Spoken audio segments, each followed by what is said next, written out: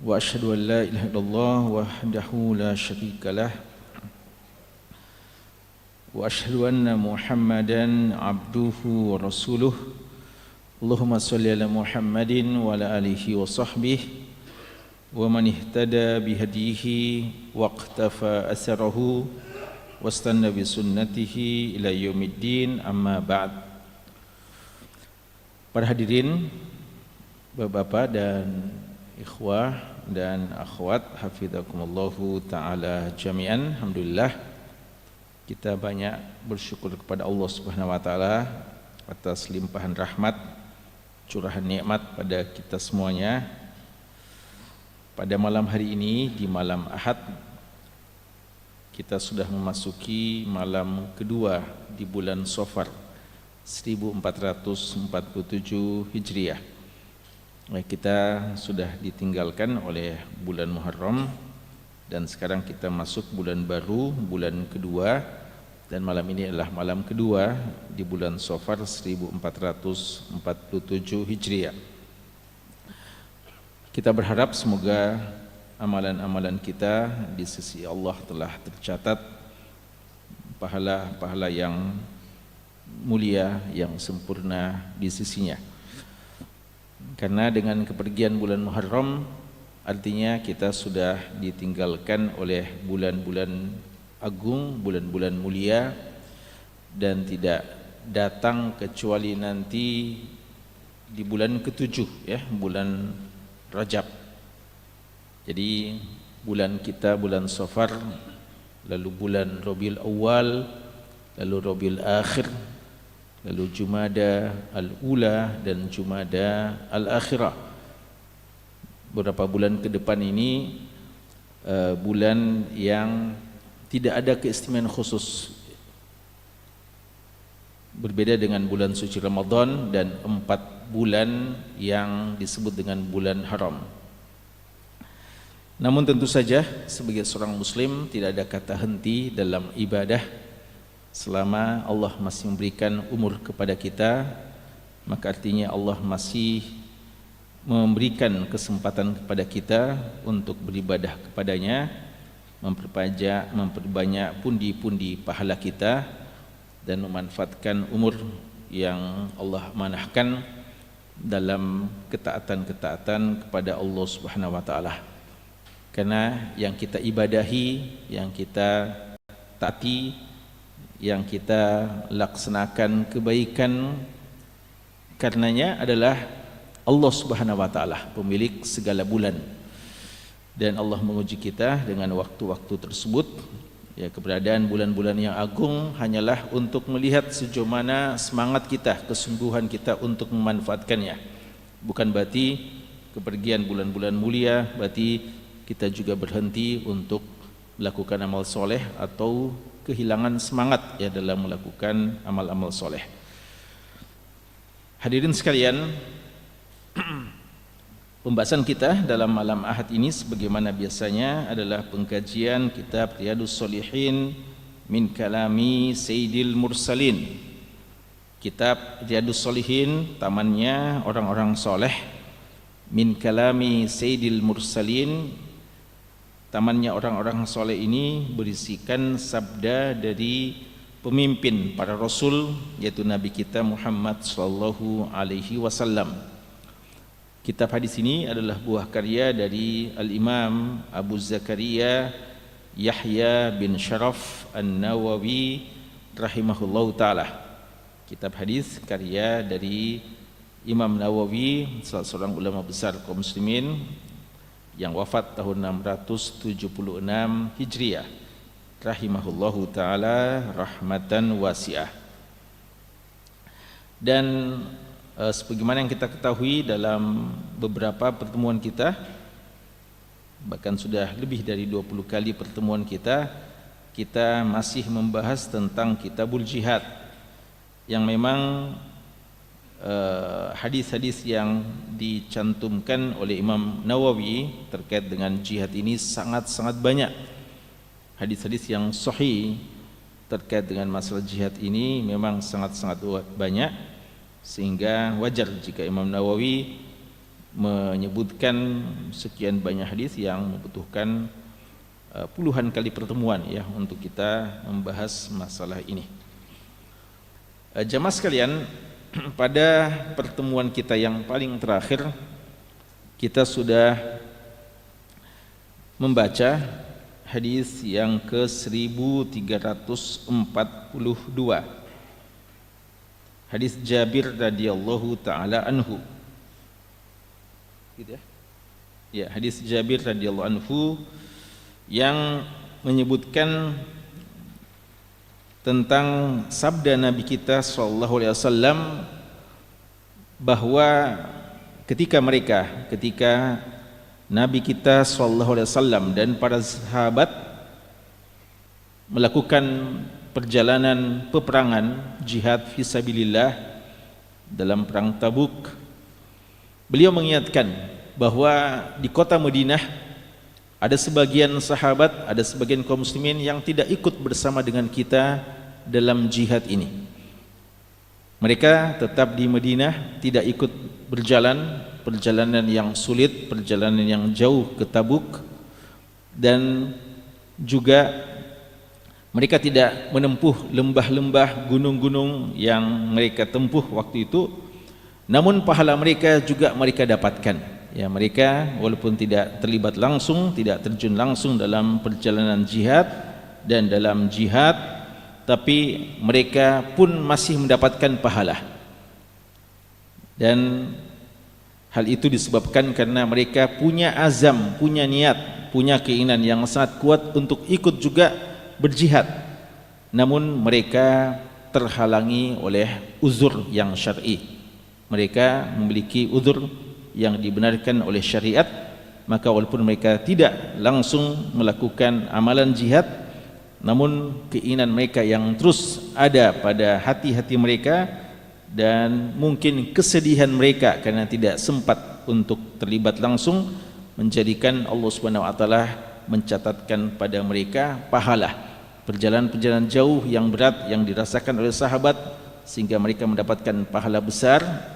Itu juga akan didapatkan oleh mereka-mereka yang terhalang dari kebaikan itu. Dan ini tentu saja menjelaskan kepada kita pentingnya selalu niat melakukan kebaikan, ya, azam melakukan kebaikan. Dan itu adalah amalan hati, bukan ucapan. Ya, artinya sebagian orang kadang mengatakan saya niat, saya punya keinginan besar, cuma tidak sempat. Ya, Allah yang Maha tahu. Ya, niat kita apakah benar, azam kita apakah memang betul-betul kuat untuk melakukan kebaikan atau tidak, Allah yang Maha tahu, tidak perlu diungkapkan dengan kata-kata. Dan Allah yang Maha tahu siapa di antara mereka yang betul-betul tulus dalam niatnya yang akan mendapatkan pahala besar di sisi Allah Subhanahu wa taala. Dan ini juga menjelaskan kepada kita perlunya kita berprasangka baik, ya, bahwa sebagian saudara-saudara kita kadang kita tidak saksikan langsung terlibat dalam kegiatan kebaikan-kebaikan, dalam amal-amal soleh atau dalam perjuangan, tapi boleh jadi mereka mendapatkan pahala yang sama dengan apa yang kita dapatkan ketika kita terlibat langsung dalam kebaikan-kebaikan itu. Ya. Sekarang kita masuk ke hadis-hadis berikutnya. Masih ada beberapa hadis-hadis yang dicantumkan dalam kitab ini. Hadis yang ke-1343, wa an Abi Musa al-Ash'ari radhiyallahu anhu, dari sahabat yang mulia yang berkunyah dengan Abu Musa radhiyallahu anhu. Abu Musa al-Ash'ari, sahabat yang bernama Abdullah bin Qais, ya, radhiyallahu anhu. Anna A'rabiyan, beliau mengatakan bahwa ada seorang Arab Badui atan Nabiyya sallallahu alaihi wasallam, mendatangi Nabi sallallahu alaihi wasallam. Faqal, lalu dia berkata, orang Badui itu bertanya, ya Rasulullah, wahai Rasulullah, ar-rajulu yuqatilu lil magnam, ada seseorang yang berperang, berjihad hanya karena ingin mendapatkan ghanimah, harta rampasan perang. Warajulu yuqatilu liyuzkara, Dan ada seseorang yang berperang hanya mau disebut-sebut namanya, atau yang diistilahkan dengan as-sum'ah, ya, mau didengar, mau disebut-sebut namanya. Warrajulu yuqatilu liyura makanuhu. Dan ada seseorang yang juga berperang, berjihad untuk dilihat kedudukannya, untuk disaksikan oleh orang banyak. Wa fi riwayah, dan dalam salah satu riwayat orang itu, Badu itu juga mengatakan yuqatilu syaja'ah. Ada juga orang yang berperang untuk syaja'ah, karena memang keberaniannya.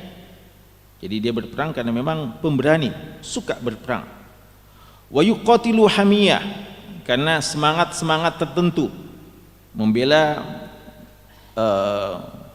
karena keinginan untuk membela suku dan semacamnya, ya, hanya fanatisme terhadap sesuatu.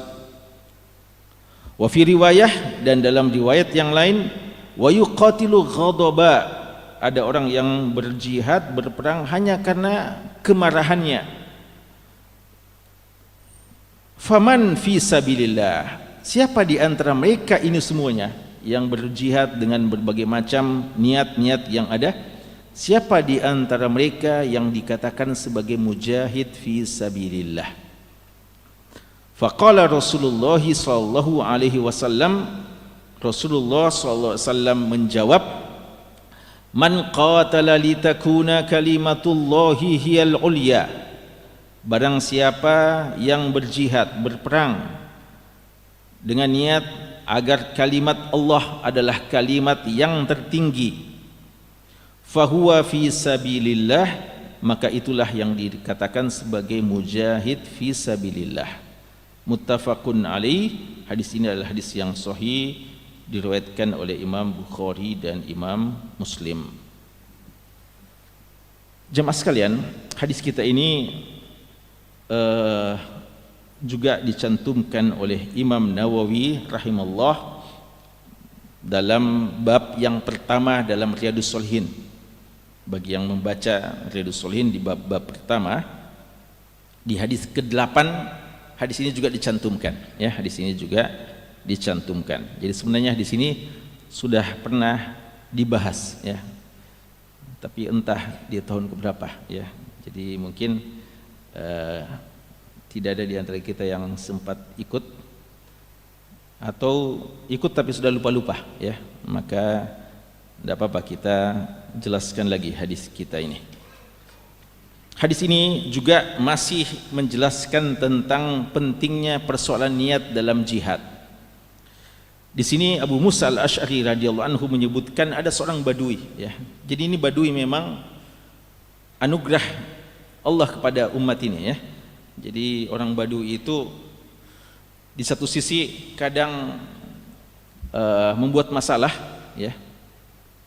Karena badui artinya Arab pegunungan yang tidak terpelajar, ya, tidak talaqi langsung dengan Rasulullah, yang mungkin dari segi akhlak dan adab kadang tidak tahu aturan, ya, kita katakan kadang membuat masalah. Karena bayangkan seorang badui datang ke masjid, langsung dia kencing di masjid, ya, itu badui, ya, dia kencing di masjid, lalu sahabat marah, mau dikejar sampai dia mau keliling masjid, ya. Ada juga yang datang kepada Rasulullah langsung bilang, Muhammad, Muhammad, keluar, ya. Sehingga banyak, ya, teguran-teguran yang Allah Subhanahu wa taala sebutkan, dan juga dalam hadis-hadis tentang mereka-mereka itu. Bahkan Allah mengatakan al-arabu asyaddu kufra wa nifaqa, ya. Orang-orang Arab Badui itu banyak yang kufur dan nifak, ya, karena mereka tidak mengetahui hakikat Islam dengan baik. Namun di sisi yang lain, mereka-mereka itu juga menjadi anugerah bagi para sahabat. Kenapa? Karena mereka-mereka itu berani untuk bertanya kepada Nabi sallallahu alaihi wasallam, ya. Karena para sahabat-sahabat Nabi itu orang yang sangat beradab dan berakhlak di hadapan Rasulullah SAW. Dan salah satu adab mereka, kadang mereka punya pertanyaan tapi agak segan ditanyakan kepada Rasulullah. Utamanya ketika Allah menurunkan firman-Nya dalam surat Al-Maidah ayat 100 ya. Ya ayyuhalladzina amanu la tas'alu an asya'in tubdalakum tasukum. Wahai orang-orang beriman, jangan bertanya tentang masalah-masalah yang kalau diberitahukan kepada kalian justru akan menyusahkan kalian. Mereka memahami bahwa mereka dilarang untuk banyak bertanya, sehingga para sahabat ketika turun ayat itu makin jarang bertanya, padahal kadang mereka mau bertanya. Lalu bagaimana cara mereka mendapatkan berbagai macam ilmu? Kadang datang orang Badui yang tidak tahu itu semuanya, langsung datang kepada Rasul dan bertanya dengan banyak masalah, yang ternyata masalah yang mereka tanyakan juga sebenarnya sangat dibutuhkan oleh sahabat, dan mungkin sebagian sahabat sejak dahulu mau menanyakannya tapi agak segan-segan kepada Nabi SAW. Ya, kan itu ya, sebagaimana kata Abdullah bin Abbas dan juga Anas bin Malik, bahwasanya mereka sangat senang kadang kalau datang Badui karena mereka bisa mendapatkan berbagai ilmu ya lewat mereka. Di sini orang Badui ini datang kepada Nabi SAW bertanya tentang masalah penting, yaitu fenomena mujahid yang melakukan satu amalan yang sangat mulia, amalan yang sangat tinggi kedudukannya, namun memiliki niat yang tidak lurus, memiliki niat yang salah. Dan di sini di sini Badui ini bertanya beberapa niatan-niatan yang ada ya, dan kadang niat ini mungkin seseorang kadang memiliki sampai 2 atau 3 niat seperti ini. Jadi ada orang yang berjihad niatnya untuk mendapatkan ghanimah ya. Sebenarnya ghanimah ini halal-halal saja ya, Allah sendiri mengatakan fakulu mimma ghanimtum halalan thayyiba. Ghanimah itu rezeki yang halal dan baik-baik, dan ini kekhususan umat Islam, tidak dimiliki oleh umat-umat yang lainnya. Umat terdahulu mereka tidak berhak mendapatkan ghanimah. Kalau ada harta rampasan dari peperangan dari kaum kufar, mereka cuma kumpulkan semuanya itu setelah peperangan, lalu Allah Subhanahu wa taala menurunkan apinya untuk melalap semua harta rampasan perang tersebut. Tidak ada yang bisa dinikmati sedikit pun oleh mereka. Itu pada umat sebelum umat Islam. Adapun umat Islam, di antara kekhususan Nabi kita SAW, ghanimah adalah salah satu mata pencaharian atau salah satu rezeki yang sangat baik ya. Bahkan Rasulullah mengatakan wa ju'ilat rizqi tahta dhilli rumhi, dijadikan rezekiku itu di antaranya rezekiku, kata Rasulullah, adalah dari ujung tombakku ya. Jadi rezeki yang baik-baik. Tapi yang persoalannya ketika ada seseorang berjihad tujuannya cuma untuk ghanimah saja, bukan karena Allah Subhanahu wa taala ya, hanya karena mau mendapatkan harta ghanimah. Ini yang pertama. Lalu yang kedua, orang yang berperang, berjihad untuk disebut-sebut, dikenang, mau menjadi bahan pembicaraan. Ini yang dalam istilah syariat kita as-sum'ah, mau selalu didengar namanya ya, mau disebut-sebut, mau dibangga-banggakan. Dan antum ingat ya hadis tentang 3 orang yang pertama kali dihinakan masuk ke dalam neraka di hari kiamat. Mereka adalah orang-orang baik di dunia perbuatannya ya, tapi ternyata niatannya salah. Dan di antara mereka adalah seorang mujahid yang mati syahid dalam peperangan. Ketika ditanya kenapa sampai berjihad, dia bilang, akunya saya berjihad karena engkau ya Allah. Lalu Allah mengatakan kazabt ya, kamu dusta, kamu berjihad yang telah dia sebutkan, dan mungkin masih banyak yang belum disebutkan. Mana di antara mereka yang dikatakan mujahid fisabilillah ya, jadi di antara mereka itu mana yang dikatakan mujahid fisabilillah? Antum melihat jawaban cerdas dari Nabi SAW ya. Beliau tidak mengatakan ini bukan fisabilillah, ini bukan fisabilillah, ini bukan fisabilillah. Tapi beliau berikan jawaban yang akhirnya menjadi kaidah umum untuk mengenali siapa nama likulli imrin ma nawa. Allah tidak menghalangi dia untuk mendapatkan target-target tertentunya. Tapi sayang sekali niatan itu menghalangi mereka untuk mendapatkan pahala yang hakiki, pahala yang sebenarnya daripada pejuang agama Allah Subhanahu wa taala.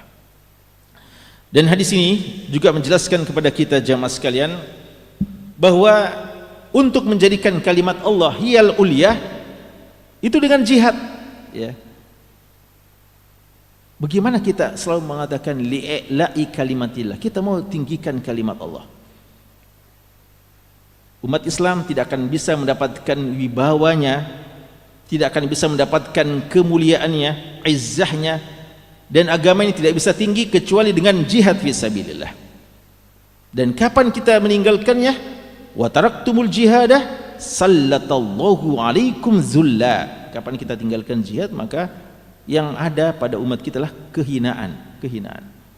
Makanya seperti yang kita sebutkan, Allah Subhanahu wa taala ketika menyebutkan huwallazi arsala rasulahu bil huda wa dinil haqq liyudhhirahu 'ala dini kullih, Allah mengutus nabinya dengan agama yang benar dan petunjuk yang benar untuk menjadikan agama ini paling tinggi, tidak ada yang mengalahkan ketinggiannya. Di surat At-Taubah, di surat Al-Fath, dan di surat As-Saff, baca ayat-ayat di 3 surat ini semuanya terkait dengan jihad. Artinya untuk liyudhhirahu 'ala dini kullih. Hadis yang mengatakan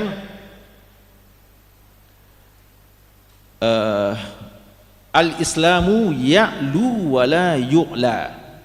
Dalam lafaz al-islam ya'lu wa la yu'la, ada sering kadang tambahan wa la yu'la alaihi.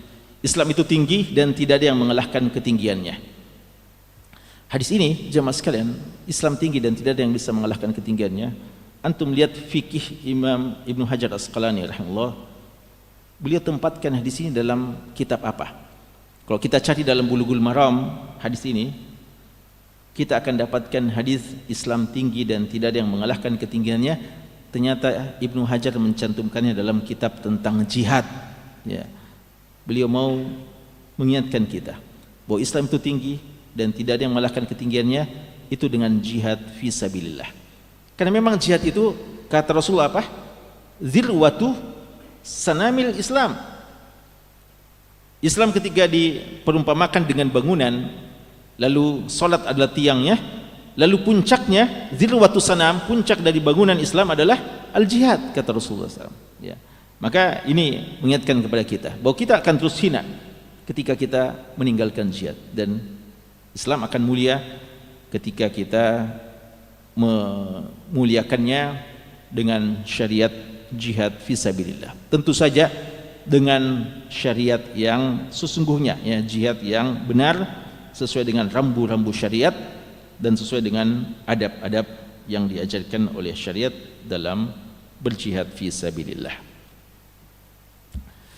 Kemudian jamaah sekalian, hadis yang berikutnya, hadis ke-1344, hadis dari Abdullah bin Amr bin As radhiyallahu taala anhuma qala, beliau mengatakan qala Rasulullah sallallahu alaihi wasallam, Rasulullah sallallahu alaihi wasallam bersabda, ma min ghaziyah, tidaklah ada seorang yang berperang atau tidaklah ada pasukan yang berperang, au sariyah, atau pasukan kecil. Sariyah adalah pasukan kecil. Fatagnam wa taslam, lalu pasukan itu mendapatkan ghanimah dan selamat. Selamat artinya masih bisa pulang, ya, masih bisa pulang. Illa kanu qad ta'ajjalu sulusai ujurihim, kecuali mereka itu telah mempercepat 2/3 dari pahalanya. Wa ma min ghaziyah, dan tidaklah ada satu pasukan yang pergi berjihad, au sariyah, atau pasukan kecil yang diutus oleh imam, tukhfiqu wa tusabu, yang dikena, ya, artinya mereka tidak selamat, mereka meninggal, illa tamma ujuruhum, kecuali sempurna pahala mereka. Hadis ini jamaah sekalian menjelaskan kepada kita beberapa hal. Di antaranya bahwa tingkatan-tingkatan orang-orang yang berjihad fi sabilillah. Jadi mereka-mereka yang berjihad fi sabilillah tidak satu tingkatan, tidak satu derajat di sisi Allah Subhanahu wa taala. Hadis ini juga menjelaskan kepada kita bahwa ghanimah itu halal, ya. Ghanimah adalah sesuatu yang halal, maka ketika didapatkan tidak mengapa. Dan juga menjelaskan kepada kita bahwa ketika pahala duniawi kita sudah dapatkan, maka kadang itu mengurangi pahala akhirat kita. Jadi kalau ada orang yang berjihad, selama dia berjihad tidak pernah mendapatkan fasilitas duniawi, dalam artian dia tidak pernah dapat ghanimah. Dan ada pasukan yang dapat ghanimah, sama-sama berjuang, ada yang dapat ghanimah dan ada yang tidak dapat ghanimah.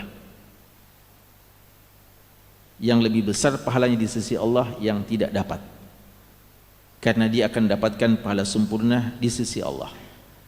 Adapun yang dapat ghanimah, halal dia dapatkan, tapi dia sudah mempercepat 2/3 pahalanya. Nanti tinggal 1/3 yang dia dapatkan di akhirat, ya. Dan ini Allah Maha Adil, Allah Maha Adil.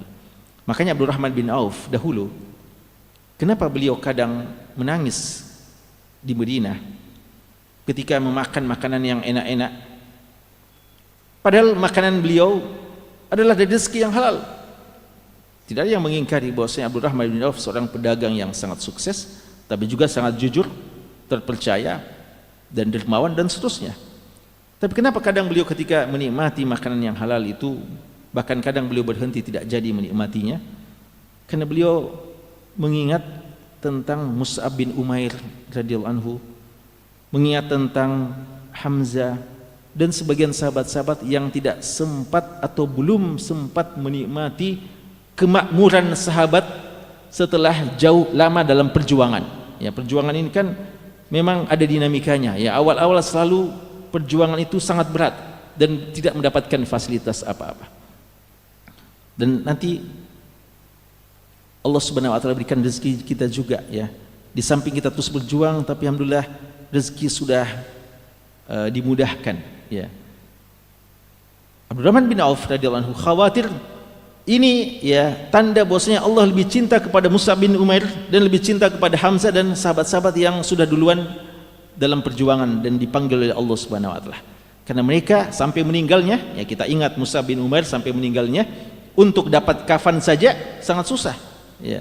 Beliau itu ketika dicari hartanya untuk bisa pakai kafan, hanya kain yang tidak cukup, tidak utuh untuk menutupi seluruh tubuhnya. Kalau ditutupi bagian atasnya masih ada kelihatan kakinya, kalau ditutup bagian kakinya saja, ya, mulai dari kakinya akan kelihatan bagian atasnya. Maka akhirnya diambil kebijakan ditutup bagian atasnya dan yang lainnya ditutup dengan rumputan dan jerami dan yang lain-lainnya, ya. Sangat miskin, padahal beliau adalah orang yang berhijrah, ya, orang yang meninggalkan dunia ini, ya. Mus'ab adalah seorang yang kaya raya dahulu, meninggalkan semuanya itu karena Allah Subhanahu wa taala, dan belum sempat melihat tegaknya daulah Islamiyah, belum sempat melihat bagaimana orang-orang pada datang memberikan jizyah kepada Rasulullah, belum sempat melihat ghanimah yang begitu banyak yang didapatkan dalam peperangan-peperangan. Beliau hanya merasakan, ya, tanda kutip, pahitnya perjuangan, belum mendapatkan, ya, dalam ukuran duniawi, ya, manisnya perjuangan, bahwa ada juga harta-harta yang halal yang Allah akan berikan kepada para pejuang sebelum di akhirat. Tapi Allah Maha Adil, bahwa mereka para pejuang awal-awal yang memang kehidupan mereka dari satu kesulitan kepada kesulitan berikutnya, ya, ada di sana Sumayyah, ada Yasir, yang begitu berat perjuangan-perjuangan mereka dan belum mendapatkan sedikit pun dari harta duniawi, Allah tidak akan sia-siakan perjuangan mereka, mereka akan mendapatkan pahala sempurna. Sedangkan kita yang kadang sudah mendapatkan sebagian fasilitas duniawi yang halal yang kita dapatkan, ini mengurangi jatah pahala kita di hari kiamat kelak, ya. Ini yang kadang disedihkan oleh seorang Abdurrahman bin Auf radhiyallahu taala anhu. Maka itu juga kita katakan mungkin, ya, bahwa sangat beda, ya, beda Kalau kita ingat-ingat ya, walaupun perjuangan kita ini mungkin perjuangan yang masih sangat sederhana dibandingkan mereka-mereka ya, para mujahidin yang hakiki dari kalangan sahabat dan salafus soleh, tapi dalam setiap perjuangan kita rasakan yang seperti itu ya, dalam perjuangan dakwah dan sebagainya. Kita ingat berapa pejuang-pejuang kita sebelumnya, pendahulu-pendahulu kita dalam dakwah ini, mungkin mereka dalam perjuangan tidak sempat mencicipi fasilitas duniawi ya. Mereka begitu berat awal-awal dakwah mereka, dan dakwah awal-awal ini tentu saja dari satu penolakan kepada penolakan berikutnya. Untuk cari masjid saja yang mau dijadikan tempat taklim untuk diisi khutbah begitu berat ya. Bahkan mungkin ada kecaman, bahkan mungkin ada tuduhan, tudingan dan seterusnya. Tapi mereka, sebagian mereka begitu tegar, dan mungkin kehidupan mereka sangat sederhana, jauh dari kemewahan ya. Dan orang yang datang setelahnya, kita ini kadang ya, kita juga insya Allah tetap berusaha menjaga ya dari harta kita yang halal, tapi kita rasakan kadang sudah mapan ya, kita rasa sudah begitu mapan kehidupan kita jika kita bandingkan dengan para pejuang-pejuang awal. Bisa kita bersyukur kepada Allah, tapi sisipkan juga perasaan khawatir ya, jangan-jangan ini pertanda bosnya dipercepat sedikit ya pahala kita, untuk kita tinggal mendapatkan sepertiga saja dari pahala akhirat ya. Dan ini memang yang dikabarkan oleh Nabi kita sallallahu alaihi wasallam ya. Dan ini paling tidak menunjukkan kemahaadilan Allah Subhanahu wa taala, bahwa mereka-mereka yang tidak mendapatkan apa-apa di dunia, maka insyaallah akan disempurnakan pahalanya di akhirat kelak. Terakhir ya, sedikit ya, terakhir hadis dari Abu Umamah radhiyallahu taala anhu, hadis ke-1345, anna rajulan, bahwa ada seorang laki-laki, qal, berkata, ya Rasulullah, wahai Rasulullah, idzan li fis siyahah, izinkan saya untuk melakukan as-siyahah, perjalanan. Faqala an-nabiyyu sallallahu alaihi wasallam, maka Nabi sallallahu alaihi wasallam bersabda, inna siyahata ummati al-jihadu fisabilillah, perjalanannya umatku itu jihad fisabilillah azza wa jal. Rawahu Abu Daud, diriwayatkan oleh Abu Daud bisnadin jayyid, dengan sanad yang baik. Jemaah sekalian, ada seorang sahabat ya, singkatnya hadis kita ini adalah ada seorang sahabat minta izin untuk siyahah, dan ini menunjukkan bagaimana pada masa-masa itu, utamanya pada masa-masa jihad, mereka sampai ingin untuk melakukan sesuatu, mereka minta izin dulu kepada pimpinan, kepada Nabi sallallahu alaihi wasallam. Dan dia waktu itu minta izin siyahah. Apa itu siyahah?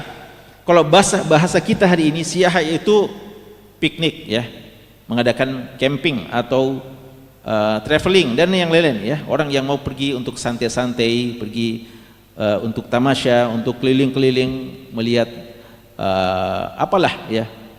Itu bahasa kita. Makanya kalau dalam fasilitas, kalau dalam pesawat itu yang tertinggi, yang kelas yang paling tinggi itu dinamakan darajatus siyahiyah ya, itu yang memang yang istimewa ya, yang paling mahal. Itu bahasa kita sekarang siyahah.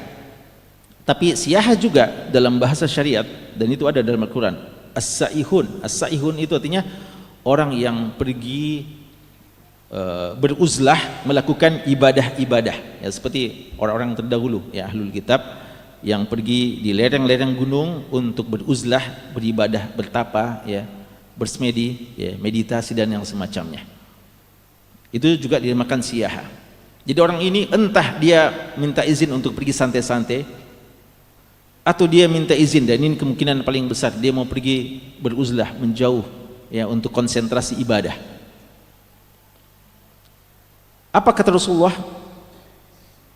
Perjalanannya umatku adalah perjalanan jihad fisabilillah. Jadi kalau mau jalan-jalan yang terbaik adalah jalan-jalan pergi jihad ya. Inilah pikniknya umatku, inilah tamasyanya, inilah perjalanannya ya. Jadi bukan sibuk dengan ibadah lalu melupakan tanggung jawab terhadap umat, dan bukan juga pergi senang-senang padahal umat sedang butuh orang-orang yang berjuang.